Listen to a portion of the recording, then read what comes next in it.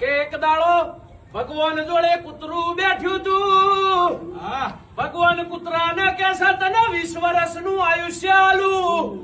એટલે કૂતરું કહેશે બાપા મારે 20 વર્ષનું આયુષ્ય જોતું નથી, મને 10 વર્ષનું આયુષ્ય આલો. હું ઝોપા બેહીન માગીને ખાઈ લે ગલીમાં ફરે. ભગવાન કહેશે તથાસ્તુ. પછી ઓદરાનો વારો આવ્યો. ઓદરાનો ભગવાન કહેશે તું બધો વસ્તીને હસાવજે, જે તને હાલ એ ખાઈ લેજે. ઓદરો કે મારે 20 વર્ષનું આયુષ્ય જોતું નથી, મને 10 વર્ષનું આયુષ્ય આલો. ભગવાન કહેશે તથાસ્તુ. પછી ગાયનો વારો આવ્યો.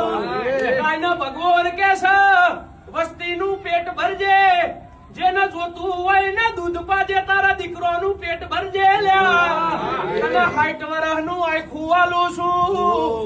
ગાય માતા કહેશે ભગવાન 60 વર્ષ જોતા નહીં, મને 20 વર્ષ આલજો, મારા માટે બહુ થઈ જશે. મોણસનો વારો આવ્યો.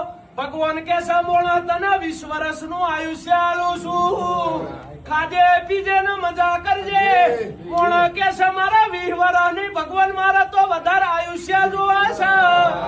એટલે ભગવાન કહેશે પેલા કૂતરાનું 10 વર્ષનું તને આલું છું, પેલા ઓદરાનું એ 10 વર્ષનું તને આલું છું, ગાયના 40 વર્ષ તને આલું છું. એટલે આ 60 નહીં ના આલેલા 80 વર્ષનું આખું મોણસ આલ્યું.